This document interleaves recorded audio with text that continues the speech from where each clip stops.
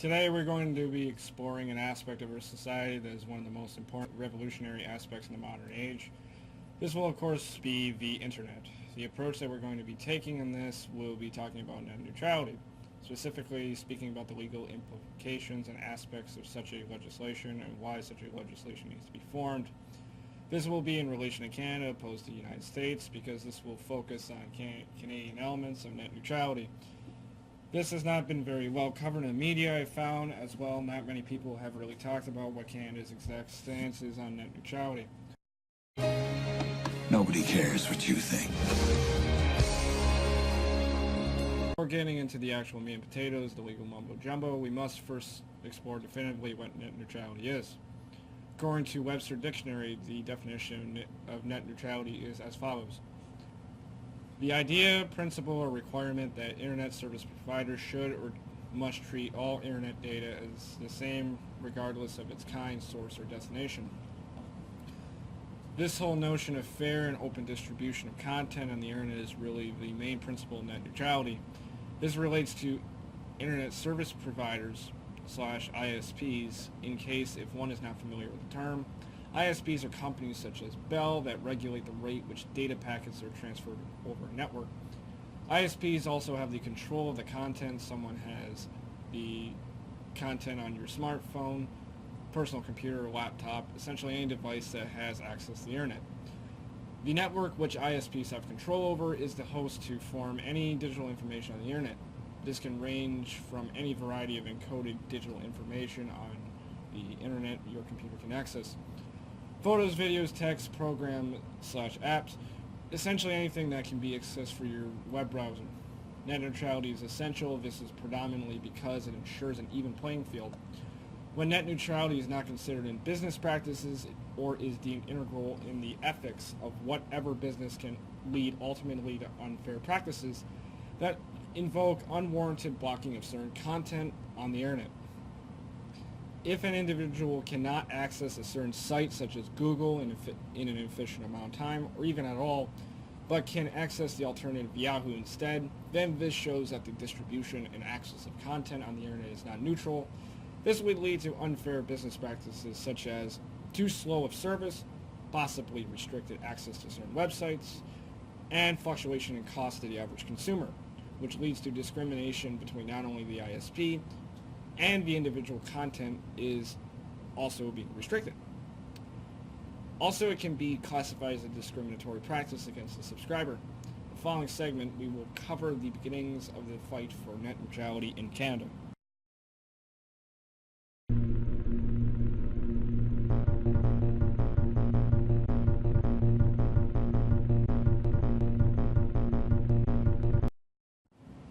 According to an article on the CBC dating on October 21st, 2009, CRTC issues net neutrality rules.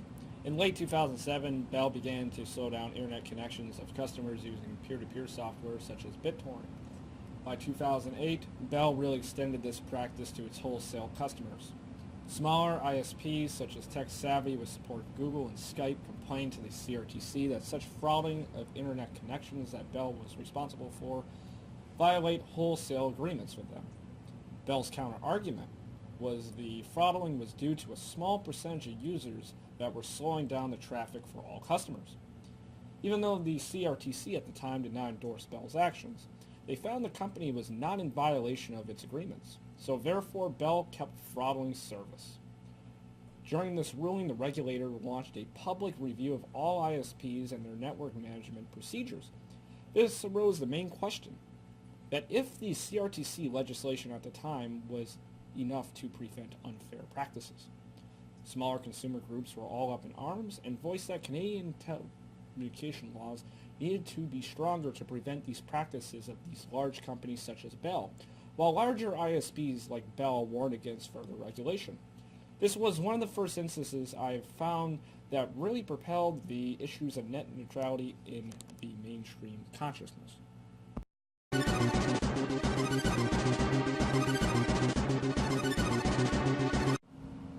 Net neutrality should be imposed to ensure fairness, and finally the internet should remain free. Canada should not impose criminalization on certain aspects of the internet. The The internet is a vessel for communication, so it already falls under Canadian telecommunication laws. Due to this link between the internet being a vessel for communication and Canadian telecommunication law. To expand on what specific provisions are covered by the CRTC, we must explore the Telecommunications Act. In Canada, all Canadian carriers, which includes ISPs providing any form of telecommunication services, are subject to these regulations. We must understand the definitions of telecommunications and telecommunication common carrier, which are defined in subsection 2(1) of the Act. Telecommunications means the emission, transmission, or reciprocation of intelligence by any wire, cable, radio, or other means in an electromagnetic system, or by any similar technical system. Telecommunications common carrier means a person who owns or operates a transmission facility used by that person or another person to provide telecommunication services to the public for compensation. In Section 7 of the Act, the objectives extrapolated from law.lewisjustice.gc.ca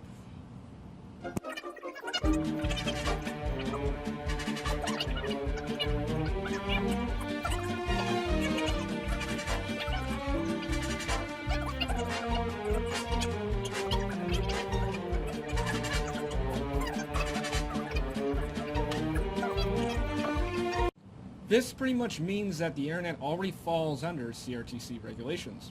These safeguards for communication have already been instilled for fair distribution of content. CRTC does enforce regulations and does monitor the internet frequently. This also means that the internet also must correspond with Canadian copyright regulations.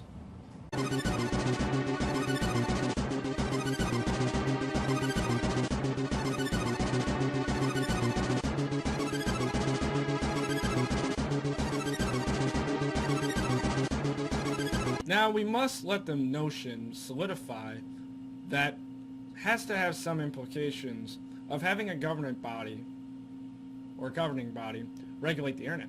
For many years, the internet has been considered like the Wild West of communication. You can be anyone, anything, accessing it from anywhere, which has its upsides and downsides. Though, as a medium of exchange between people, there are good actors and bad actors.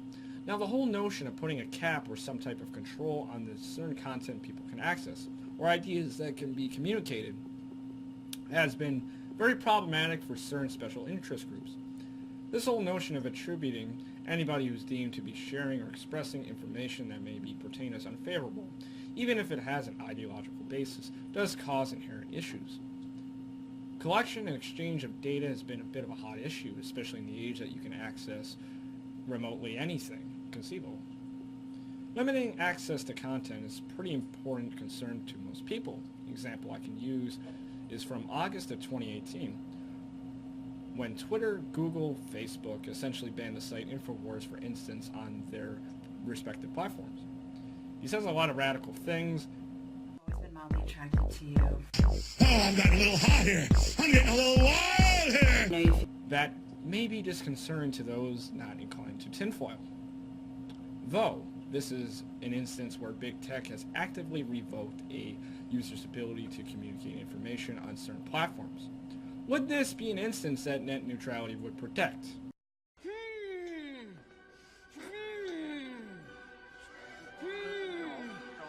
I wonder. Don't do that. I wonder.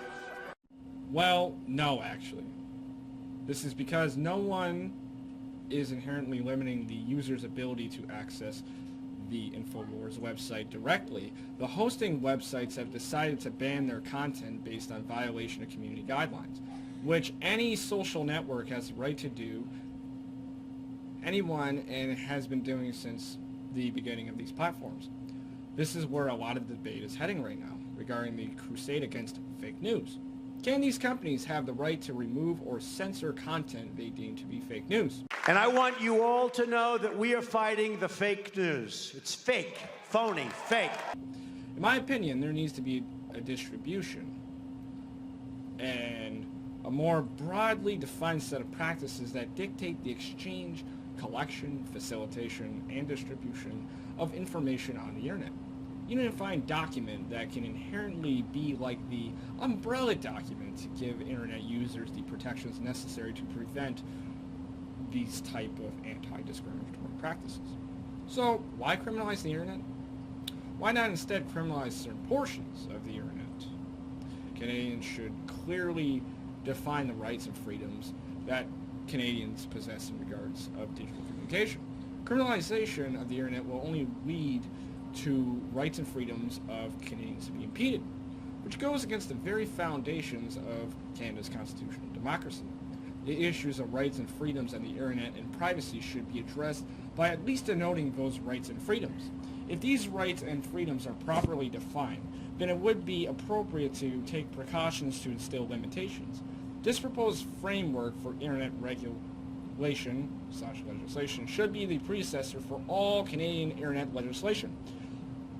The constitutional provision for the internet in Canada would not only clearly define an individual's right in Canada and freedom on the internet, a constitutional provision on the internet would also help instill reasonable limits on the legislation that can be proposed, meaning that future governments would have to recognize this act as a form of precedence instead of recognizing use of the internet as a privilege. We should inherently recognize the internet's relevance and importance for the entirety of our society.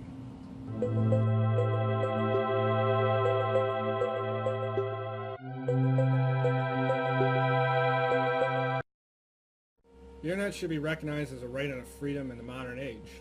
In Brazil, a few years back, a piece of legislation that's revolutionary called Marco Civil de Internet, law number 12.965. This piece of legislation is revolutionary because this is one of the very first instances that rights and freedoms on the internet are defined legally. This piece of legislation defines file sharing, privacy expression, and net neutrality on the internet. These rights are all important for secure, private, and safe access to the internet. This piece of legislation sets perfect precedence on how to set a framework for a constitutional provision for internet protection. In a constitutional republic like Brazil, it can work. So therefore, in a constitutional democracy like Canada, net neutrality should be, in essence, very simple to integrate. The push for net neutrality is not only for the purpose of making the internet a fair and open platform for everyone, meaning that despite your brand and association with an ISP or ISPs, one can still compete in a fair marketplace instead of favoritism being played towards one specific entity or another. Net neutrality is also essential so that an ISP cannot limit the streaming of content. An ISP can limit streaming of content by either making the transfer of the information much slower, or else restricting access to a website entirely without opposition. Net neutrality ensures the freedom of expression. It does this by preventing an ISP from having the ability to censor content. Censoring content is referring to the notion of an ISP being able to restrict access to certain websites based on throttling, as previously mentioned. Content that's deemed explicit, such as proponents of intellectual property, hate speech, and explicit sexual content, all should be monitored, of course. Though it is the job of the Canadian legislator to make the distinction between explicit and non-explicit content.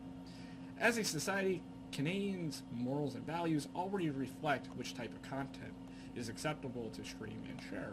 Reasonable limits can be implemented in the aspect of net neutrality, meaning that Canadians still can impose certain limitations on what type of content should be hosted online. An example of a reasonable limit of content on the internet would involve that one can host only certain types of pornographic images of individuals who are consenting adults, but not individuals that are under the respective ages of 18 or 19. Or be able to openly advocate murder towards a specified individual. Limitations which would not be reasonable would be if an ISP were to remove anything to do with a specific brand. For instance, remove anything to do with, say, Burger King off the internet, but promote everything else to do with McDonald's on the internet.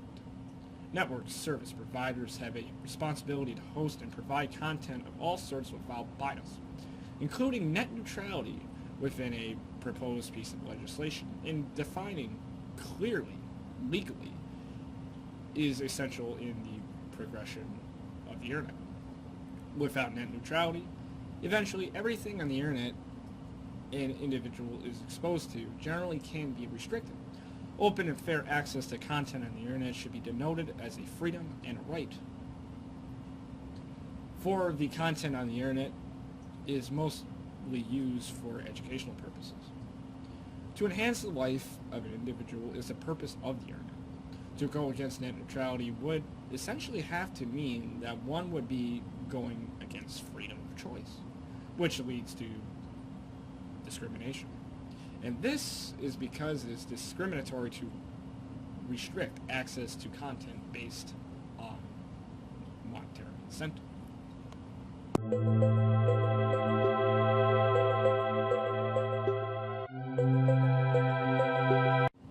According to the R Commons document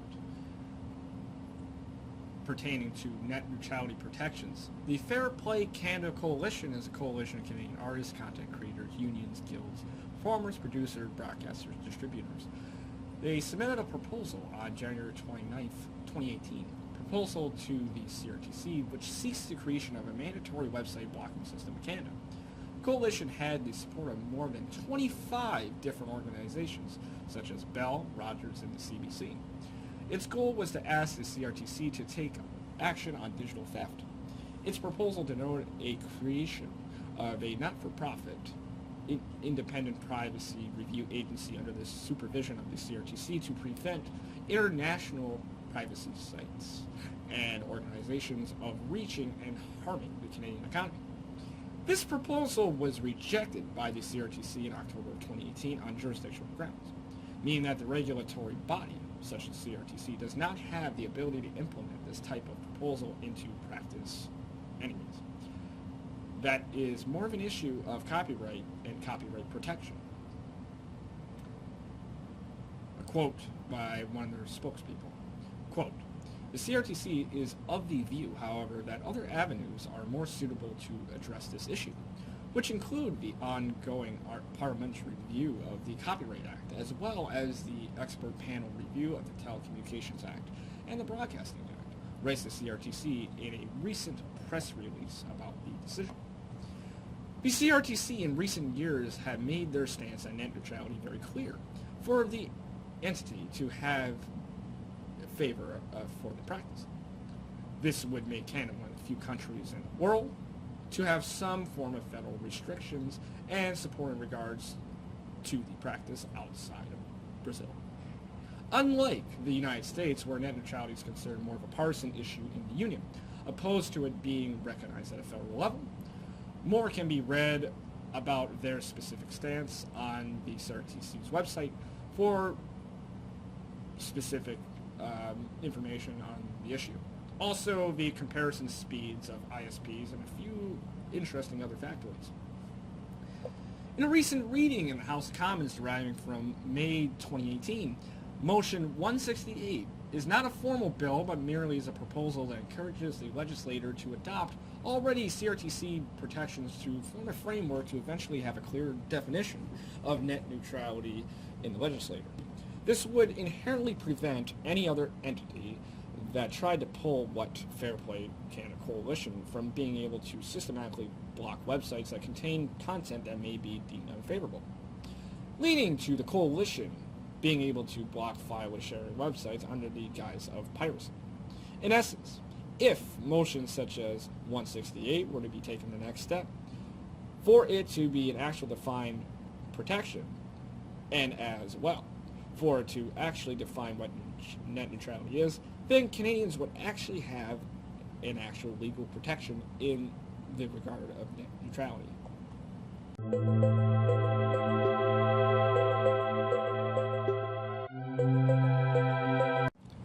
precedent-setting case, for instance, can be seen in the dispute between Tech Savvy Solutions and Voltage Pictures in 2012. Voltage Pictures LLC versus John Doe and Jane Doe, 2014, FC 161. The dispute was based on subscribers of Tech Savvy Solutions illegally downloading Voltage Pictures movies. Due to this occurrence, Voltage Pictures chose to take recourse and essentially demanded that Tech Savvy Solutions turn over the data of those subscribers. So Voltage Pictures can take the affair in their own hands and potentially charge those individuals who had downloaded their movies. The court accepted the request of Voltage Pictures that Tech Savvy disclose these individuals' information. Precautionary measures, though, were instilled to protect Tech Savvy subscribers.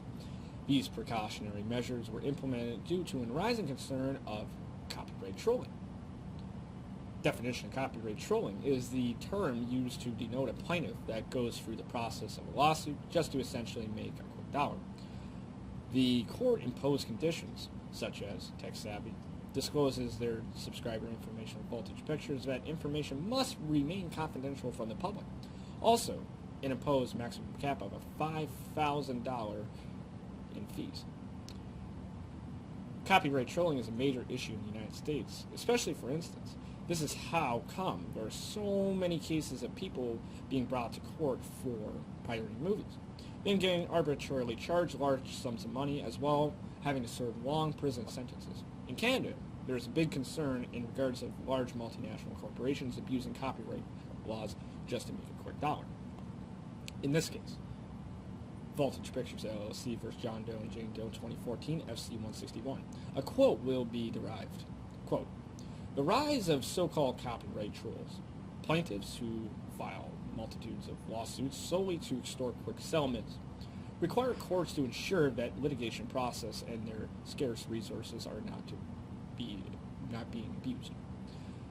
This essentially states a concern not only for the common everyday man, but also states a concern by the courts. The concern by the courts being that this abuse of these types of charges will result in overabundance of these cases, which will slow down and will use unnecessarily large quantities of resources of Canada's criminal justice system. The courts are more concerned realistically about actual criminals, not to detain and charge individuals unnecessarily, which in all reality are just petty criminals, which actually are just committing petty theft, potentially ruining the lives of people just because some guy just downloaded a song is totally unethical. Extortion is extortion no matter which party is involved. The individuals that host and distribute this content in a sense should be the ones that are held liable, not the ones that choose to download the stolen movie, game, song, picture, so on and so forth, simply based on the fact that the trafficker is a greater concern than the possessor.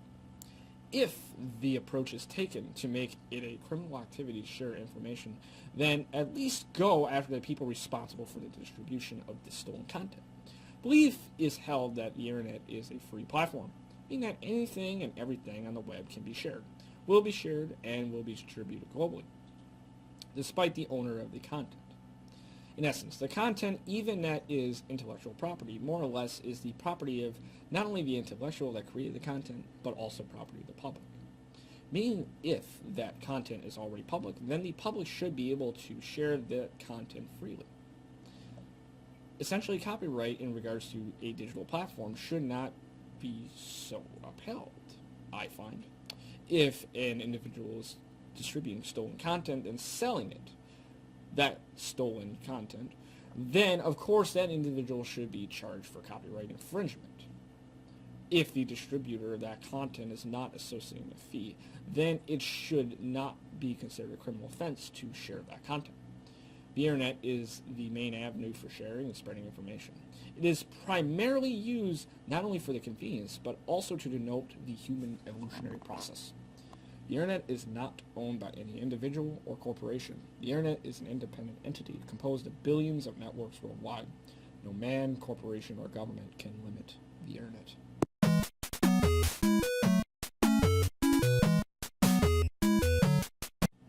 As the future decades approach, the emphasis and role of the internet will have a greater impact, meaning that proper regulations are imposed and improper ones should be completely disregarded. With the dawn of the internet, a revolutionary process has taken place. not only in the sense of evolutionary process of general enlightenment, but also in the sense of humanity's first glance at true and unlimited freedoms. Of course, as the Charter states in the preamble, quote, the Canadian Charter of Rights and Freedoms guarantees the rights and freedoms set out in subject only to reasonable limits prescribed by the law, as can be demonstrably justified in a free and democratic society, end quote. Essentially, stating that it is time the Internet should be recognized not only as a privilege, but as an individual's right. In order to successfully regulate the Internet, the proper precautions should be taken.